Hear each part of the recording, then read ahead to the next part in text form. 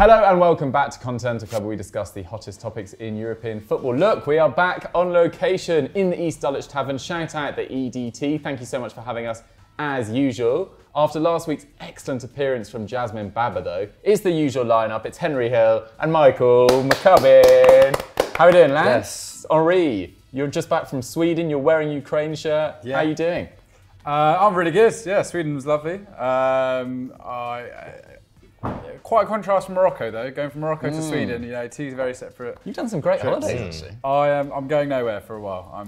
I'm staying put. Very lucky, but yeah, no. Great to have Mikey back. As much as Jasmine, I thought was great last week. Yeah. You know, the OG. Sweet. Yeah. I won't say anything. I won't even try and say anything about the Bundesliga this week. So just get absolutely shown up. I actually watched Continental Club.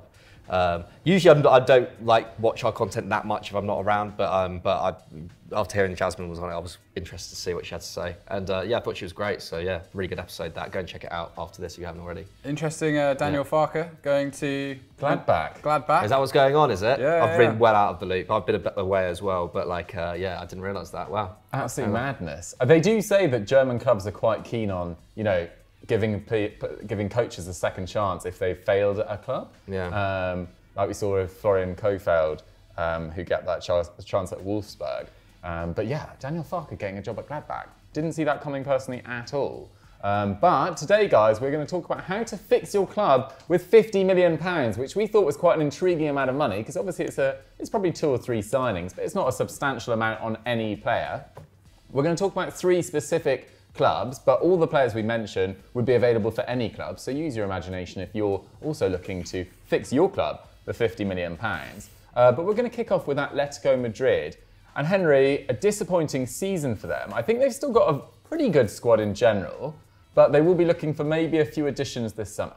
Yeah, I agree. I think it's just a few little changes that's really going to boost them forward. I mean, they still finished 3rd last season, 2 points behind Barcelona, only 1 ahead of Sevilla. Neither of those sides really impressing that much, certainly in the sort of the back stretch of the season. 71 points. I mean, Real Madrid have strengthened. Considerably. Considerably, and I would already put them down as favourites again, but I don't see why with the right few additions, Atletico couldn't try and string a decent season together. I think losing Trippier was actually quite bad. So I think they're quite weak in the fullbacks positions at the moment. Oblak, I'm going to give him the benefit of the doubt. 63% save rates. That was really bad, really, really bad for him last season. But I think he's got enough credit in the bank to deserve a bit of, he's not going anywhere fast. I think we've seen with De Gea, he's had a few off seasons and he's come back roaring in recent times. And Oblak, for me, is as good, if not better than him in principle. So yeah, it's exciting to see, but they do need to certainly mix up that attack at the moment. I think, Correa, I think he did very well last season, but you can't expect him to play at that level all the time. And then, Luis Suarez, 11 goals, 2 assists. He's leaving and talks of going to Aston Villa, which I would find just silly, quite frankly. So yeah, if we're looking at the suggestions, which you guys have sent in, some great suggestions, by the way. Thank you to everyone for sending those in. Yeah, I think combined with things I've read, as a Suarez replacement, my big money signing, it's not on the sheet, I would go for Raul de Tomas from Espanyol. Okay. He was RDT. linked. Yeah, he was linked, I think, for like €70 million to Arsenal in the winter. That price has gone down now because I believe Espanyol have, the wage quota, which has affected a lot of Barcelona's business. Espanyol need to sell a player in order to basically meet their license for next season. And it looks like RDT is the one who's going to go. He's been scoring for fun in La Liga for them, and I think he was formidable in the Segunda division as well, which is obviously where Nunez really burst through as well. So it's not an easy. If you perform there, you're a decent player. So yeah, I'd like to see Raul de Tomas. It will be at the top end of the 30 million, 40 million budget. So that would be a really interesting one to go to. There's obviously, they've got Morata coming back on loan, but it looks as if Juve are going to take him back, although not for the 40 million, which they'd originally agreed to do. It looks like they're trying to re-engineer another kind of loan deal to send him back to Juventus. But yeah, another nice suggestion as well, Raul Jimenez. Yeah, he's 31 years old, but he is the kind of forward that you would expect maybe Atletico side to go for. I think he's big and he's posing up front.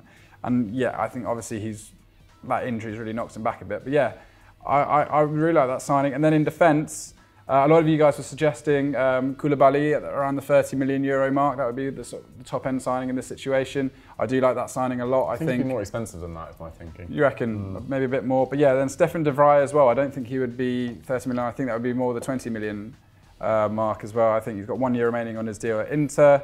They're desperate to hold on to Bastoni to the looks of it, so de Vrij will be the one that would go. And yeah, I think de Vrij to Atletico Madrid would really shore up that defence, because Savic and players like that, I like Jimenez. I think he's a good player. But sorry, we've got it all going on here. Attack from the police and someone drilling in. Sorry guys, not quite sure what happened there. We're under attack from two sides in terms of noise. I think it's still going. So yeah, de Vrij as well. Oh. The free transfer, I like the idea of. A lot of you guys were suggesting Christian Eriksen. I think he'd be great for that Atletico midfield. I think he's much better created than Thomas Lemar. He's a solid professional. I'd love to see Eriksen go to a big club like Atletico Madrid, although I think he's going to stay in the Premier League. Yeah, some interesting shouts there. I think Stefan de Vrij would be an excellent pickup for them. They just basically need some central defenders that can stay fit as well, because Jimenez, that's been his big issue. And, excuse me, I'm not the biggest fan of Felipe or Hermoso, really. Savic is fairly consistent, but I do think they could strengthen there. And then in their midfield, I don't know, I think Rodrigo de Paul had a lot of Atleti fans really enjoyed his performances. I was expecting slightly more, I've got to say, on the back of a really good reputation at Udinese. I don't think he played poorly per se, but I was expecting a bit more. Thomas Lemar's got great progressive carry numbers and progressive passes numbers, so the carries and passes that go over 10 yards towards an opponent's goal, but his defensive output's not that great. And then with Suarez leaving as well, I think striker is the area. They could end up just with Morata playing up front, as Henry mentioned. But I think Raul Jimenez is a good suggestion from you, actually. I don't know whether he'd feel a sense of loyalty to Wolves just because of, obviously they really looked after him during that injury, etc. And he's now, 31 as well. And he did, of course, have that spell at Atletico Madrid before in 2014-15, which didn't go that well. So Atleti's an interesting one. The Cubs, in terms of a right-back or full-back depth, some people were suggesting, or actually C Cognito was suggesting Serginho Dest, and we will carry on despite the drilling. Hopefully it's going to stop soon. But what do you make of Serginho Dest to Atletico Madrid? I'm not overly convinced but by Serginho Dest to Atleti. I just think he's an attacking right-back, right, first and foremost. And I feel like he would inevitably... I mean, unless he was used as a wing-back, maybe it could work under Simeone. I just think what he's shown, he hasn't shown enough at Barcelona to suggest that he's necessarily at the level of a top European club yet, at least. And I don't know whether he would develop into that under Simeone. I feel like Atleti is not necessarily a club where you bring through young fullbacks. When you look at, say Trippier. By the time he was at Atleti, he was very fully formed. He really, his game was really, really well defined, and Simeone was able to use him in that way. I don't think Serginho Dest is the kind of profile of player that Simeone would be looking at in that position. I know we talked a lot about Jonathan Klaus at Lens in Liga a couple of weeks ago. Like, he's a lot more experienced, kind of, in terms of his defensive nous and his attacking play as well. Like, probably available for quite a good price as well. Like, maybe he would be a kind of more of an Atleti signing, maybe. And as for striker, I know there's a suggestion down here for Duvan Zapata as well. Like, I think he would perhaps be a better fit than Raul Jimenez. Mainly also because I think you could get Duvan Zapata out of Atalanta for a lot less than what you would get. I feel like Wolves could just name their price on Jimenez to an extent, and I don't think you want to pay more than 20 or 30 million on Jimenez personally, considering that I think last season was pretty poor by his standards, wasn't it? I think Zapata would be a good short-term fix in that forward line. But yeah, it's an interesting one, isn't it? I think they've also been linked with Carlos Soler, haven't they? Again, it's difficult because it's like they brought Rodrigo de Paul in last year to kind of do that kind of creative midfield role, and I know Carlos Soler is more of a goal scorer than a midfielder. If they could get him in and play him as a second striker, perhaps that would be a better use of him. But I think that midfield is still a bit of a problem for them. They've got a lot of players who are kind of like good at a few different things, but they've not their kind of roles aren't massively well defined. So yeah, I would be careful in going in for like too many kind of central kind of creative players this summer if I was Simeone. Yeah, and a lot of Carlos Soler's goals were actually from the penalty spot last year as well, which is worth saying, although he did sort of carry a pretty poor Valencia side alongside Gonzalo Guedes, who we will be getting onto later in the episode. Worth mentioning as well, thinking about Atleti, they've lost Rodri and Thomas Partey in the last few years, like two very, very good defensive midfielders, and Kondogbia did a good job last year, but yeah, maybe they need a defensive midfielder, a bit more depth in there as well. McCubbs, let's move on to Juventus as well. Fourth again, second consecutive fourth place finish. And there is a lot of change there already announced. Chiellini leaving, Dybala leaving. Like, they've got clear areas of the squad they need to strengthen. Yeah, I think it's quite refreshing in some ways. They were obviously hugely reliant on Chiellini for so many years, much longer than I think most fans would have expected. And they remain, still quite reliant on a few veterans, don't they? Cuadrado, I think, still has. I think they can probably afford to maybe keep Cuadrado in that right back slot for one more year, and focus primarily on kind of left back and finding that Dybala replacement. I think it will be an interesting summer for them, and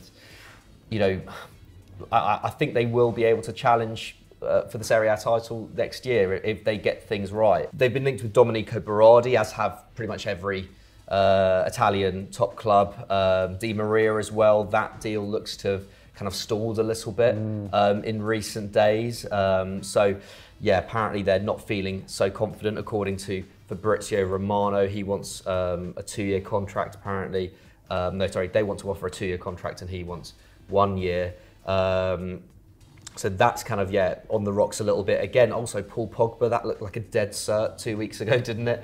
And now that seems to have gone a bit more quiet. PSG have entered the fray again. Even Real Madrid were being linked with him again until the Tchouaméni deal got over the line. I think they'll probably leave that for now. Once again, they're going for very experienced heads, aren't they? I know obviously they got in Vlahovic, obviously Chiesa has developed really well there, but it would be nice to see them kind of go for kind of under 25 players in these roles, because it does still feel like kind of papering over cracks, doesn't it, at Juve? And that left side is a big problem for them.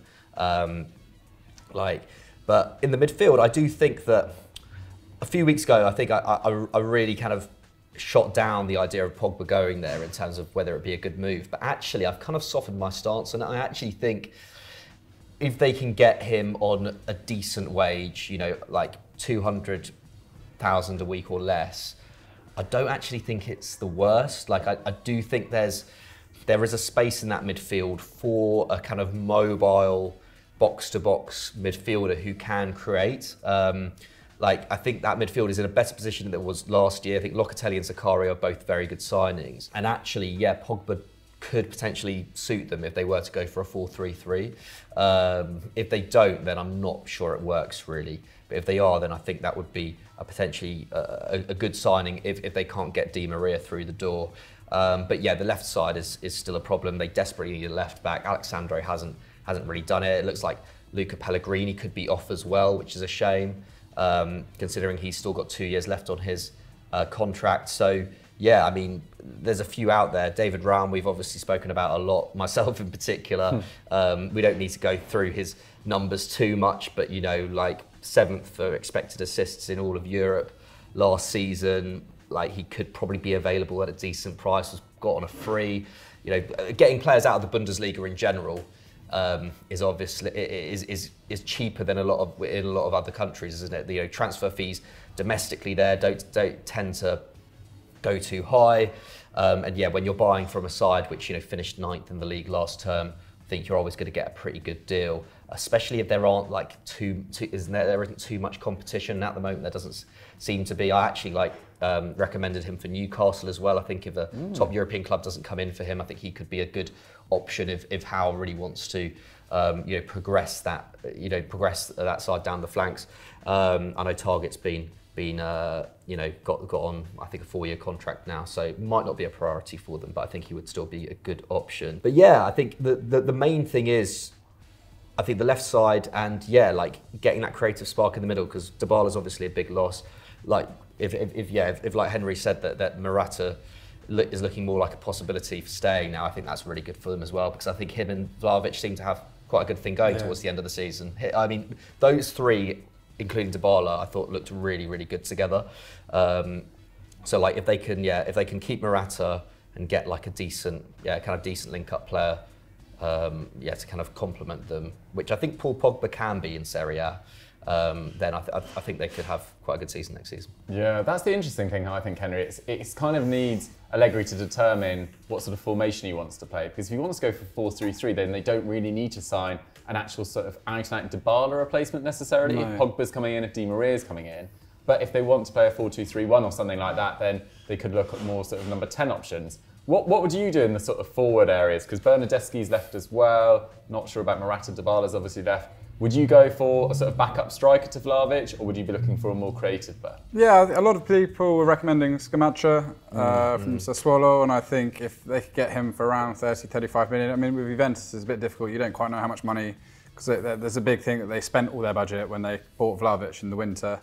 But Sassuolo would probably let them pay it off like over 4 years or something. Yeah, maybe. So I like that. I actually think Andrea Belotti on a free is really a completely fine signing that they could possibly make as well. I'm going to push this again in the right back slot. If Hector Bellerin doesn't get his move to Real Betis, I really don't see why either Atletico or Juventus shouldn't look at him as a right back option. I don't think he's joining Real Betis as well. Well, the finances involved would be too big.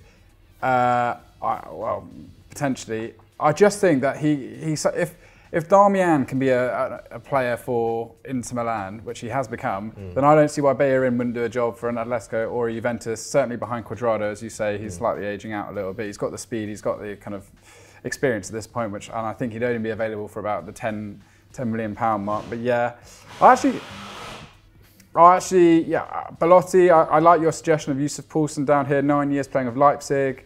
Really helped them rise throughout their history. Before everyone shouts at me. Yeah. 81 goals in 330 games. I mean, I think maybe he could be looking to move after a certain length of time. But yeah, for me, I was thinking the expensive signing would be Scamacca for me at 30 million. The next one would be maybe Bellerin, and then the free transfer would be Pogba. Because I actually agree with you. I think Pogba, given the opportunity to play in that kind of hole that he wants to be, and not just told to focus on one job, I think he could be quite effective, no matter how much I dislike him as a person.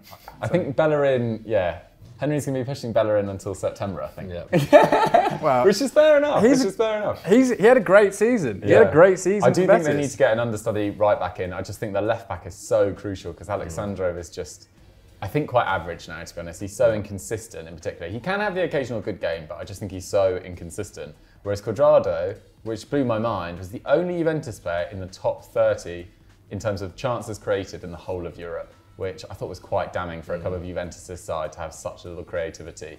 I think Morata was 33rd on that list, so their second most creative player, leaving as well. Di Maria and Pogba will definitely go some way to fix that though. What do you think about Maxwell Cornet for his £17 million release clause? I saw you. Left wing back. You included him in 10 players that needed saving. He's too good to the Championship. He's a left wing back. He was good at Lyon. He's got Champions League experience. £17 million. You thought he was on loan. You thought he was on loan. That's mad. Was that actually the Athletic reporting that? Yes. I thought it was like one of those troll football accounts. Anyway, it doesn't matter. Okay. But I think 17 million, he could be a good backup. Yeah, maybe. He'd definitely fit in at left back as well. Maybe if they wanted to play at 3 at the back system. But also, I mean, to be fair, if they played 4-4-2, he'd be pretty perfect, wouldn't they? Because also they don't really have a left-sided midfielder either, if they were to do that. So that would be an option there as well. I suppose they could play Chiesa there and Di Maria on the Burnley right. Burnley to Juventus, the well-trodden path. If they get Di Maria, I think that it doesn't really matter, does it? I think that's a pretty good signing in that sense, but we'll see. Right, if you thought Atletico Madrid and Juventus was complicated, let's get on to Valencia. Now, they finished 9th last year. That was their 3rd consecutive finish outside the top 8. Actually, wasn't the worst in terms of goals scored. They scored 48. That was the 8th best in the league, but they had 53 goals conceded, which was 15th in La Liga. And it has been a chaotic few weeks, to say the least, even. Jose Bordalas has left the club. Potentially a little bit unfortunate maybe, because they did reach the Copa del Rey final, but I didn't think the league performances were particularly good. But I think to blame it all on Bordalas would be a little short-sighted given the chaos that's gone on at Valencia over, well, it's about 15 years now, but particularly since Peter Lim took charge.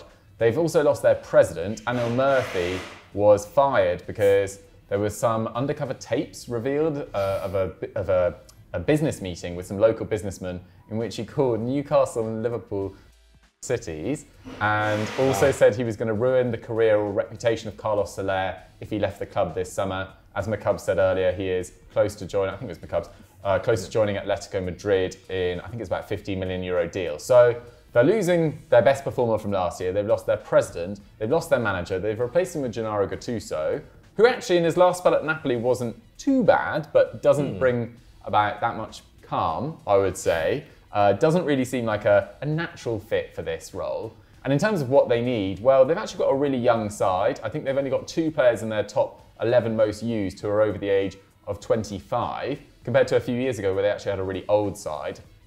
That is, a positive for them.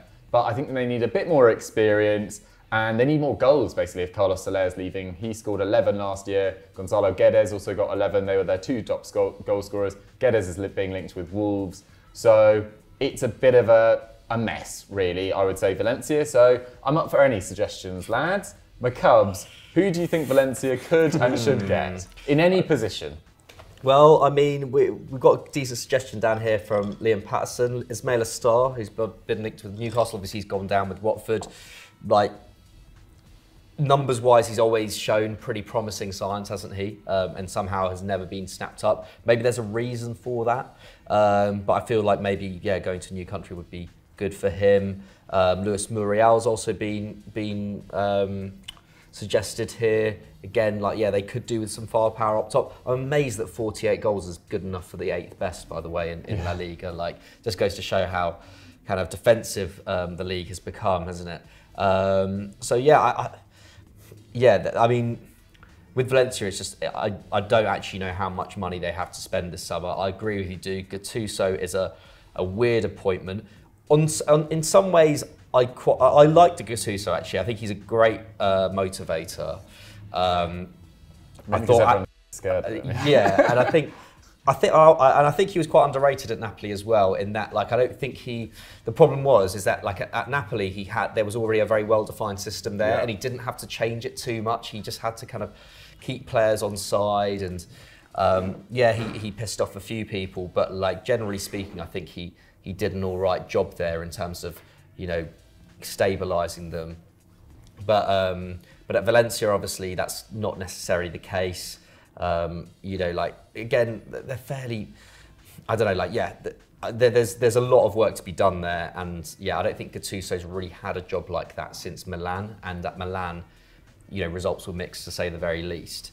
That's a bit of a, I don't know where they're going to be in a month's time, to be honest. Gattuso could have left in a month, to be honest. Him working under Peter Lim seems like match made in hell, doesn't it? Off the Politically, pitch, it's so unhappy there at the moment. I mean, they've protested against Peter Lim for years. The Valencia fans really want him to leave the club. I think only 5,000 fans turned up for their final match of the season against Celta Vigo because they were staging a protest. So anyone going to Valencia, you feel like either is taking a chance on their sort of career, basically, just being like, this is what I need, this is the best opportunity I'll get, or they're slightly out of favour at their current club. Isco is on a free. Could he go to somewhere like Valencia, Henry, or any other free agents? Do you think he's got bigger ambitions? Yeah, I think so. I like your suggestion of Adnan Januzaj. I think that's more sensible. In all honesty, I think they should try bring back Moriba. I think he looked a lot happier in the last 6 months there, and he clearly doesn't want to play for Leipzig. I'm not sure Tedesco wants him to play there. Bernardeschi, I can see that happening more than Isco, perhaps.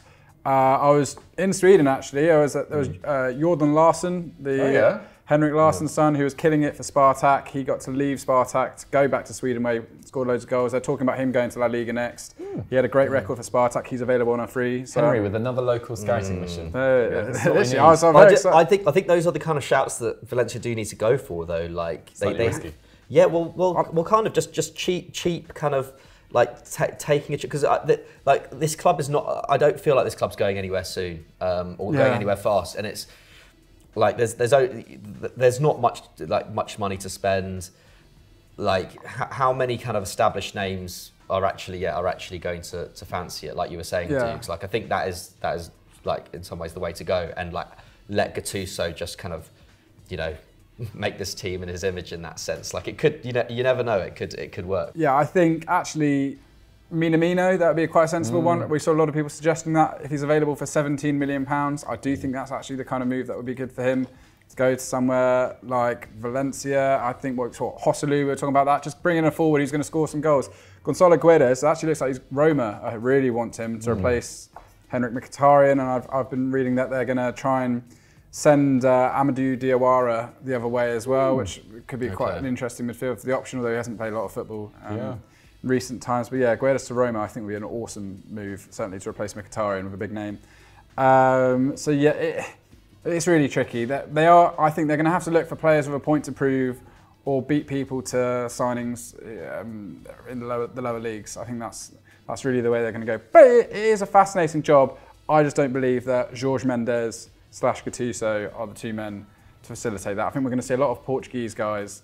Duarte, that a lot of people are suggesting that from Braga and stuff like that. I think that is the kind of direction of traffic we're going to see this summer with Valencia. Fair. Yeah, I mean, thinking of Jorge Mendes, a player that's just been released from Wolves, I don't think he's a Jorge Mendes client, is Raum. And I actually think he's a reasonably good centre-back, and I think he'd be absolutely fine for Valencia. Another player that I think is going to leave Arsenal this summer, probably too expensive, and it is probably not the ideal suggestion for how to fix, but maybe this is the level that he's at right now, is Nicolas Pepe. I think if they offered £30 million to Arsenal, I think his wages would be too much for him. But I do think there is a player in Nicolas Pepe. It hasn't worked out at Arsenal. His first year in particular, was quite impressive. He's always got a very good Europa League record, and I think that is his level. He's struggled since Saka's introduction to the side, and he had a really poor season last year. There's no getting around it. But I think, buying him when his value is really low is a good idea. He's only 27, I think. And I think there is something about him. And I think in a counter-attacking side, like Valencia might have to be, and sit back and soak up pressure, I think Nicolas Pepe could do some damage for a club that's targeting Europa League football over the next few years, or in the Europa League. So maybe that is a suggestion. Arsenal fans, let me know what you guys think about that. But it is a bit of a mess, Valencia. We're not entirely sure. It's probably the hardest how to fix we've done on today's episode. Let's move on to a couple of quick fires. Matt Keys 88 says, which league do you enjoy watching the most that doesn't include your favourite team? I mean, McCubbs, probably last season you hated watching Man United, really, so you would have probably taken any league. Yeah, any league, really. I think we'll probably all end up agreeing. I think Serie A last season was just great, wasn't it? And in general, I think Serie A, what kind of sets it apart is that there are quite a number of big clubs there now. There's quite a kind of... That's a top 8. Yeah, that top 8, most of the clubs are pretty big. I know Atalanta aren't actually a big club, but you have those fierce rivalries in Milan and in Rome, and obviously Juve will always be a big club. And even even if you compare Serie A to say the Premier League, where historically there are only really 3 actually big clubs. Serie A kind of has it all in that sense.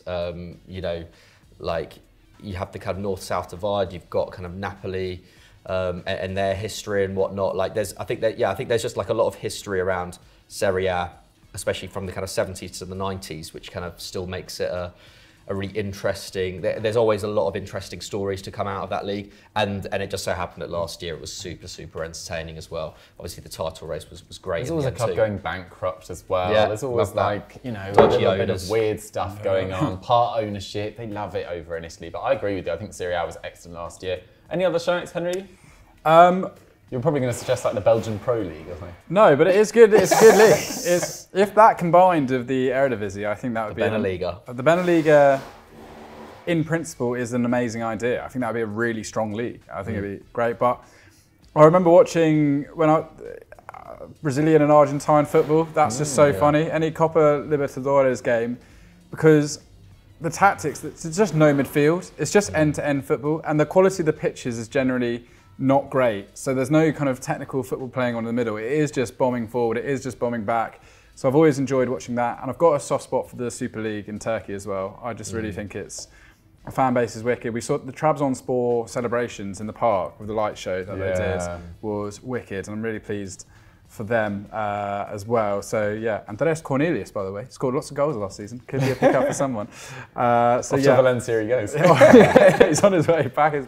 Cornelius, if you're watching, pack your bags, mate. You actually look a bit like Cornelius. Well, there we go, another one, another blonde. Doppelganger. Yeah, but yeah, I really do like the Super League. I like Besiktas, Fenerbahce.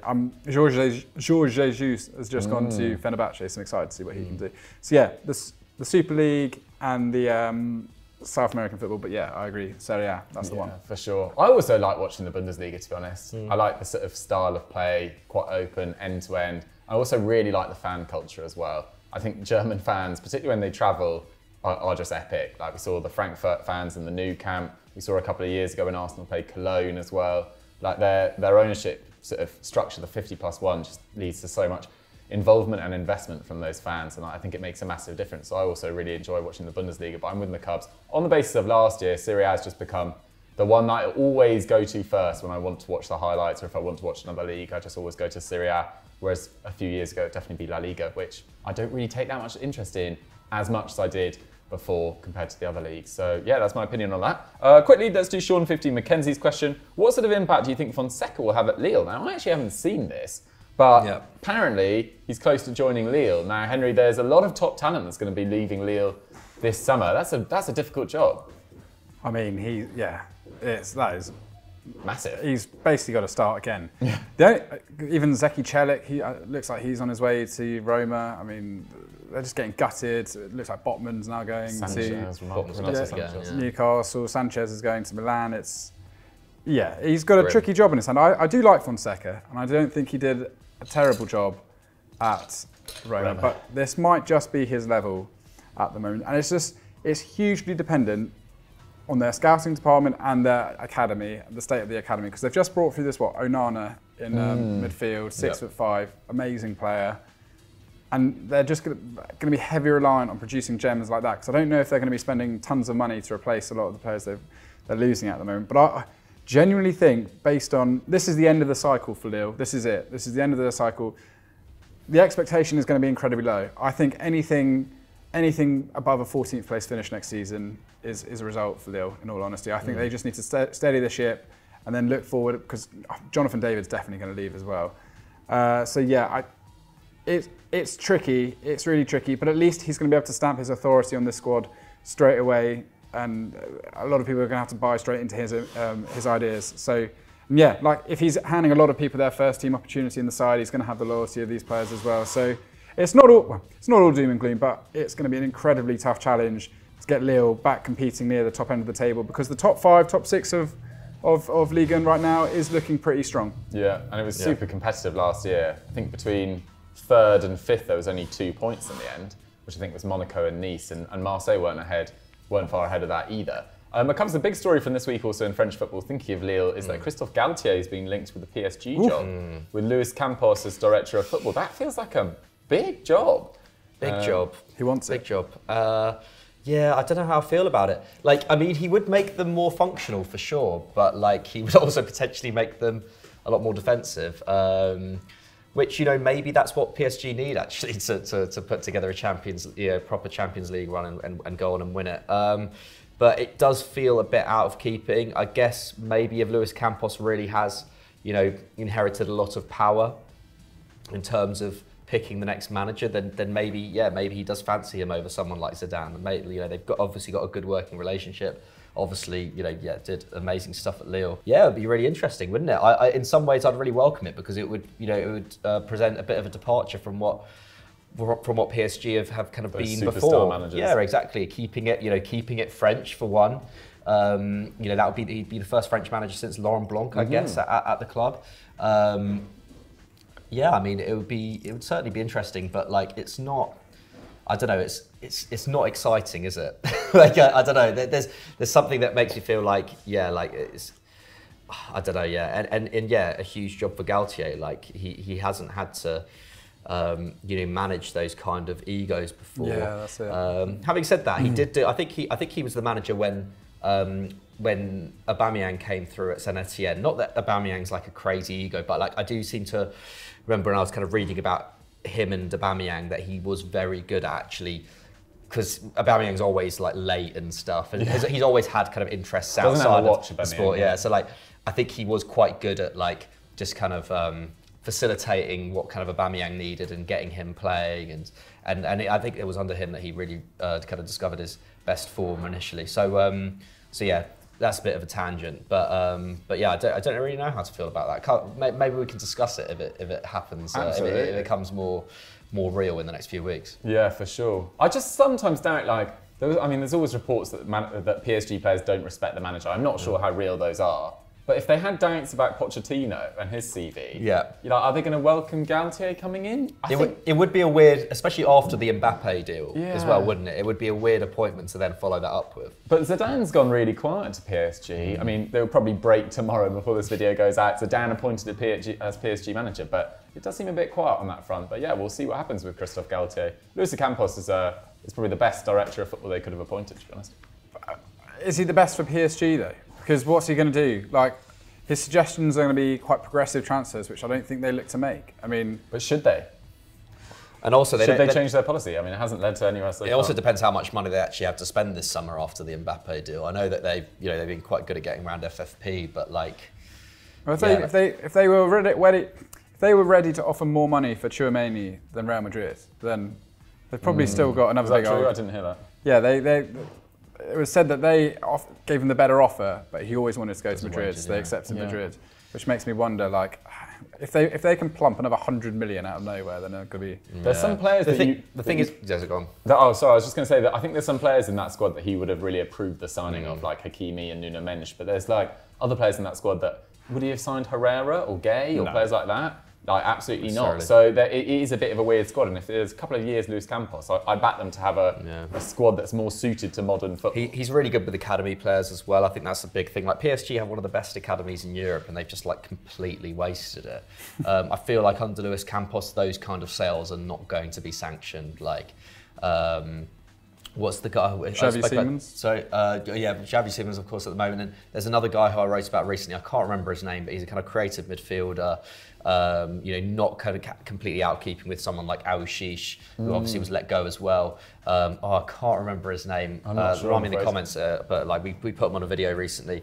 But, someone like him, he's like 19 and he's already like, I want a permanent move away. Like, I think Luis Campos's job, I think, should be to try and build a structure where their best young players aren't pushing for a move away, because that's really been the kind of the criminal thing for PSG in my eyes over the last few years. It's just the complete waste of that talent, which could have won them the Champions League. Absolutely. You know what I'm smelling, guys? 3 monthly PSG episodes. Oh yes. Yeah, it's time. It's time. Now, maybe in a couple of months when it's all a bit more settled, we will see. Maybe do a PSG special. But guys, that's all we've got time for on Continental Club for this week. No big match previews, of course. Henry and I still enjoying life as co-trophy winners. I hope you enjoyed our how to fixes on those 3 clubs. All those transfers could go anywhere. I'm sorry about the drilling next door as well. I hope that hasn't dampened the viewing experience too much. Cubs, what would you like to push to? I mean, you've been off for a little while, so maybe... Yeah, I've been away, but we did a FD Explained. Speaking of sporting directors, a couple of weeks ago we did an FD Explained on Michael Edwards in Liverpool. He's obviously left now, replaced by Julian Ward, who was kind of studying. Well, he was kind of his right-hand man for a while. He's also been at the club. Got his wallet out big time. Yeah, he has. Well, yeah, who knows? Maybe Nunez might be done by this point.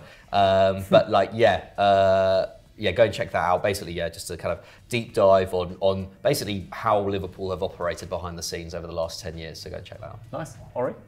Transfer Review is back. Yes. Go check it out. I think it came out 2 days ago after this release. Us two discussing Bale to Getafe. Or Rayo Vallecano. Make it happen. Apparently that's actually a rumour that's come out now. Yes. Vallecano, so. Yes, it will happen. I will be buying that shirt if the lightning bolt with Bale on the back. That would be class. But yeah, Getafe, cool. Who knows? Bale, that guy who loves Spanish culture and loves speaking Spanish, stays in Spain. Who would have seen it coming? Guys, that's everything we've got time for on Continental Club for this week. Have a great weekend. We will see you next week. Bye.